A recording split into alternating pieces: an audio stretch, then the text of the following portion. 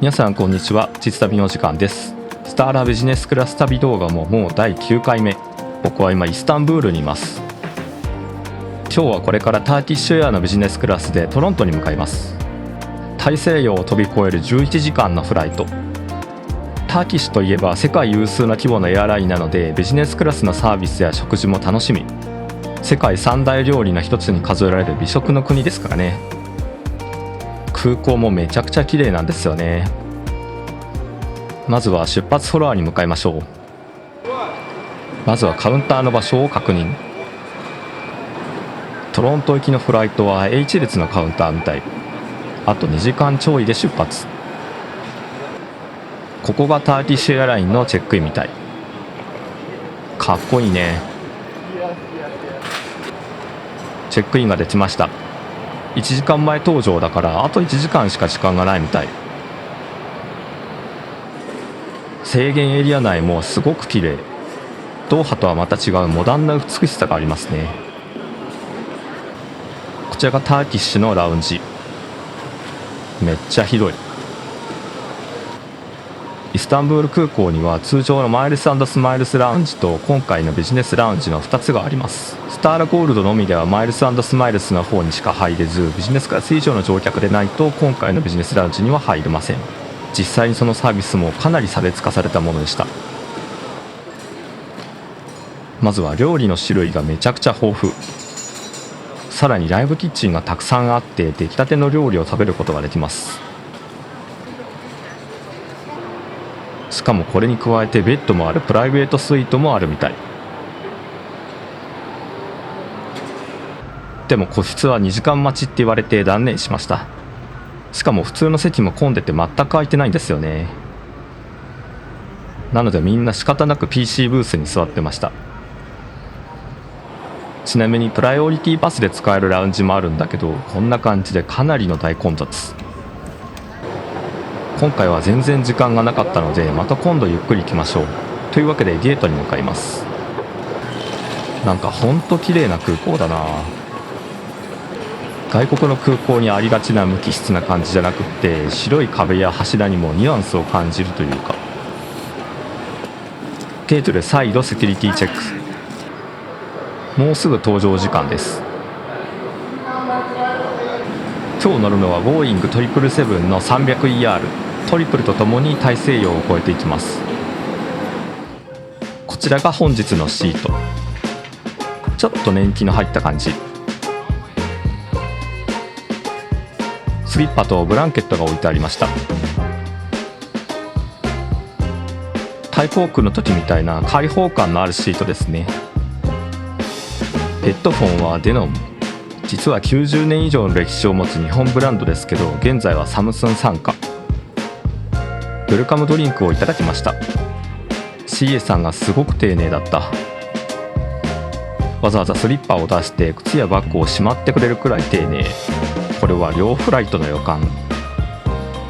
どんどんお客さんが乗り込んできます。まだ出発まで50分もあるんですけどね。アメニティセットのポーチ、ランバンでした。歯磨きセットとか耳栓に靴下、ハンドクリームはありがたいね。機内食のメニューがこちら。レストランみたいにしっかりした作り。いつでもオンデマンドでオーダーできるものもあるみたい。下はメインでラムチョップとタチウオのフィレとリコッタチーズのカッペラッチ。デザートも種類が豊富です。右半分に飲み物がありますけど、これも選択肢がたくさん。トルココーヒーも機内で楽しめるんですね。さらにワインは別冊でメニューがあります。やっぱりターキッシュエアは食へのこだわりがすごいね。しっかりもてなそうというプライドも感じる。今回はたくさんのエアラインのビジネスクラスに乗ってきたけど、これはベストエアラインかもしれないね。いろいろ観察してたらようやく飛行機が動き出しました。1時間も前に搭乗開始したのに結局ちょっと遅れて出発。イスタンブールを離陸していきました。このわずかな体験だけでもトルコが好きになったので、必ずまた戻ってこよう。これからヨーロッパを横断しつつ大西洋に向かいます。安定飛行に入ったらすぐにドリンクサービスが始まります。そのままナッツと料理も運ばれてきました。少し温められて塩気がついたナッツ、初手から手が込んでいます。すごく美味しかった。雲は少し多めだけどいい天気でフライト日和ですね。現在はルーマニア上空を飛んでいます。テーブルがセッティングされました。バターとかオリーブオイル、塩コショウに加えて小さなキャンドル風ライトも。パンをもらいました。なんか味わいもリッチそうなギュッと詰まったパンですね。スパイスも添えられてるのがトルコっぽさなのかな。塩コショウのミニボトルも可愛い。この底のところが蓋になっていて、ここから使います。パンはこんな感じでみっちり系でした。美味しい。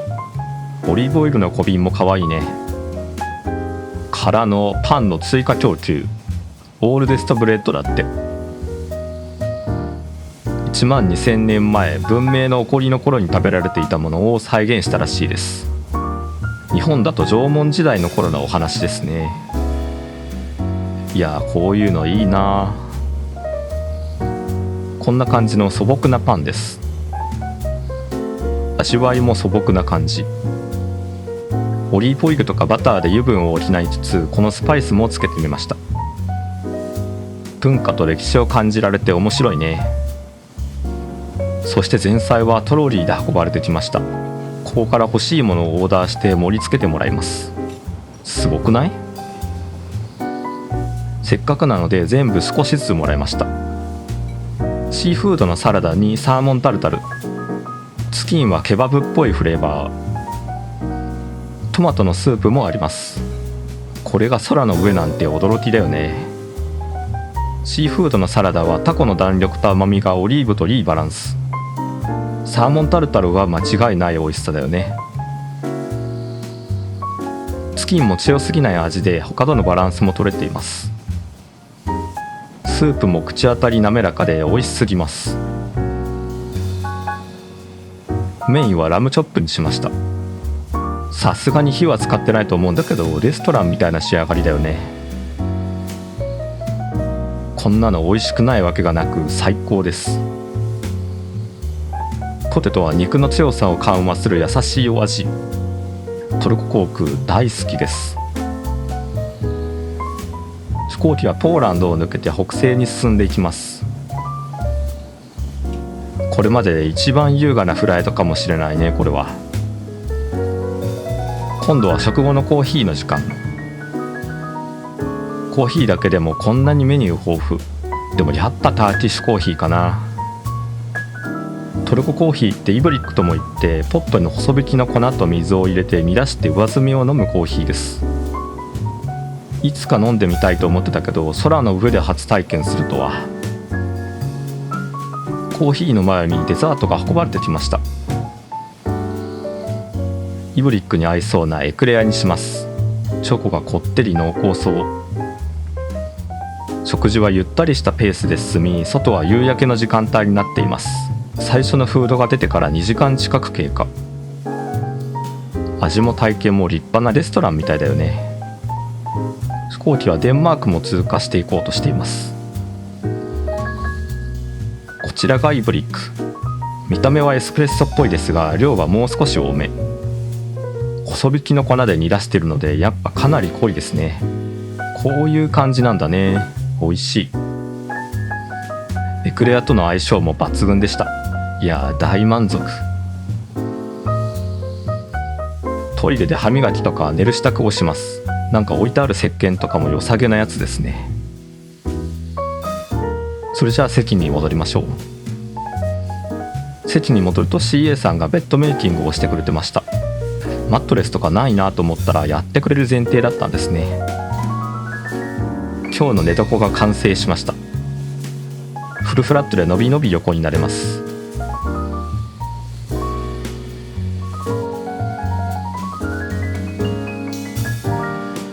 足足を伸ばしてもこれだけ余裕があります。至れり尽くせりじゃ。飛行機は北海上空を飛行中。まだしばらくかかるので寝ることにします。おやすみなさい。おはようございます。6時間くらい普通に寝ちゃいました。なんとトロント着陸まであと30分くらい。寝心地が良すぎたかもしれない。西に飛んでるから時間感覚がバグるけど、トロントは今が夕方。窓の外の景色も夕暮れっぽくなってきました。っていうかもうだいぶ高度が低いですね。トロントは見た感じかなり大都会みたい。人生で初めてカナダ入国になります。明日は観光する時間もあるし楽しみですね。トロントピアソン国際空港に到着しました。雰囲気はやっぱりちょっとアメリカにも似てるかな。まずは入国審査を受けましょう。日本人はビザは不要ですが ETA を取得する必要があります。7カナダドルで3年間有効というわけで無事に入国できました。時刻は18時。これから電車で市内に向かいます。この UP エクスプレスというので25分で約12ドル、1400円くらいですね。ウーバーだと73ドルなので8400円くらい。一人で身軽なら絶対に UP エクスプレスがいいね。空港と駅は直結だけど少し距離がある。フランス語があるのがカナダって感じがしますね。なんかめっちゃ並んでる。出発しました。この時間でも席はほぼ満席。でも荷物棚は余裕がありますね。あっという間にユニオンステーションに到着。便利だね UP エクスプレス。駅が昔ながらの雰囲気を残していてかっこいいね。これは100年以上前に建てられた3代目の駅舎らしい。ホテルまでは数分なので歩いてますが寒い。ほんの1日前はドーハにいたのに今は5度のトロントです。ちなみに治安はそこそこ良さそうで良かったです。ホテルに到着。今日はシェラトンに泊まります。今回もアップグレードしてもらっちゃって謎に広い部屋です。きっと使われないであろうスペース。その奥にベッドルームがあります。でかい。ずっとこっちに引きこもってる気がするな。バスルームは割と普通。一応バスタブもありますね。北米らしくアメニティは少なめ。窓からトロントタワーも見えました。これで1泊3万円。もちろんいい部屋だとは思うけど物価の高まりを感じるね。ちょっと散歩します。夜のトロントもちょっと見てみたくて。近くのモールはホリデームード。結構みんな遅くまで出歩いてますね。ここはサンコファスクエア。街の中心地の一つだと思う。活気があるけどなんか大麻の匂いが漂ってくるな。四方サイネージに囲まれてギラギラしてますね。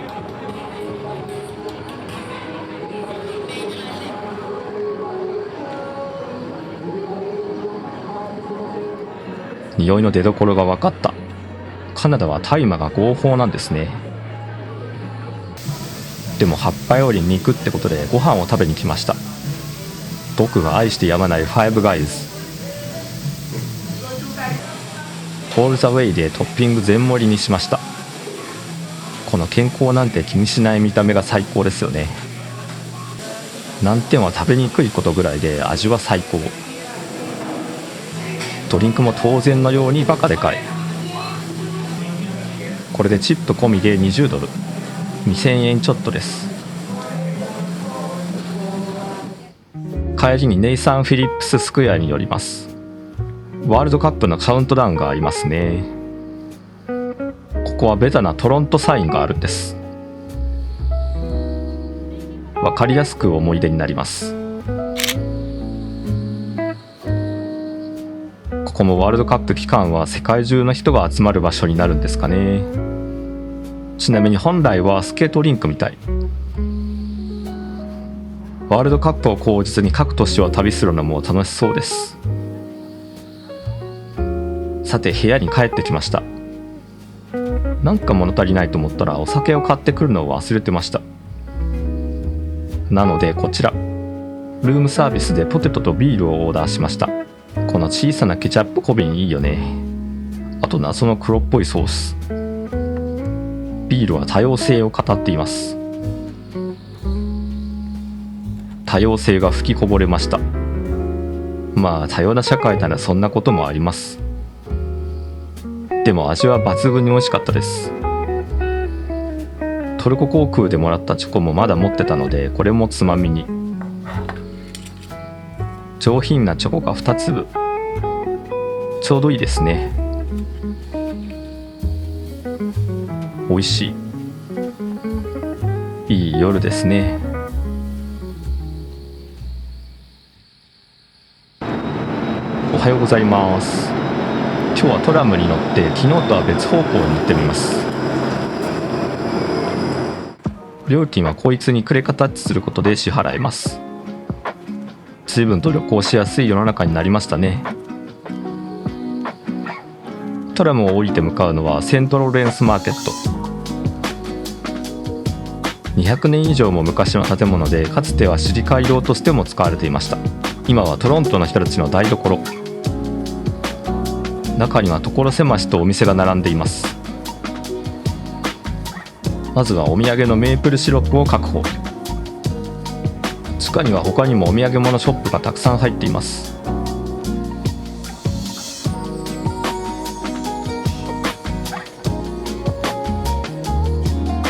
1階にはご飯屋さんもたくさん。今日はここでルーベンサンドを食べてみることにします。20ドル。レシートの番号で呼ばれるのでちょっと待ちます。受け取ってきました。カンパーニュにぎっしり具がサンドされています。こいつはうまそう。気温は少し寒いけどのどかな土曜日のお昼。羊も歌っています。二足歩行の羊。大人気。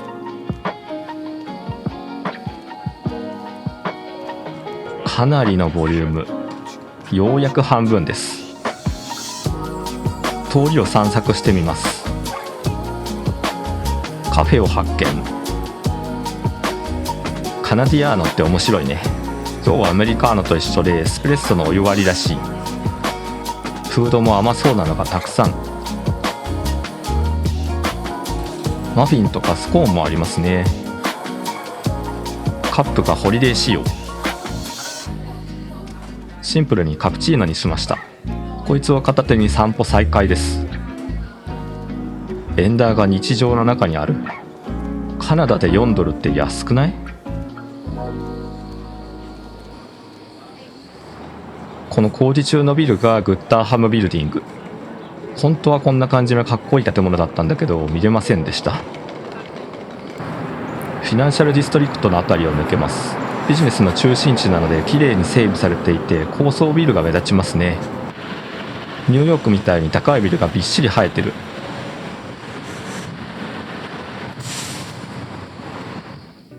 ホテルに帰ってきました。こちらが今回の戦利品。良さげなメープルシロップ。メープルシロップ入りのチョコ。子供たちへのクマさん。メープルリーフを身につけています。それじゃあそろそろチェックアウト。空港に向かいます。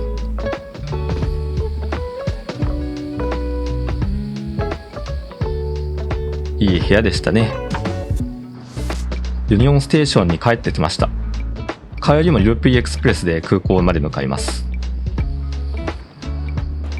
博物館みたいな駅舎。この時間帯は車内はガラガラみたいですね。後ろ向きに動く席に座ってしまった。 CN タワーも見えました。そのうち機会があったら登ってみよう。電車はそのままスムーズにピアソン国際空港に到着。トロントは綺麗な街でしたね。今度は夏に来てもう少し自然も見に行きたいね。というわけでそろそろお別れのお時間です。北米大陸に入ったということは世界一周の終わりも近いですね。次回はアメリカ入国、ロサンゼルスへ向かいます。では今回もご視聴ありがとうございました。また次の旅でお会いしましょう。さようなら。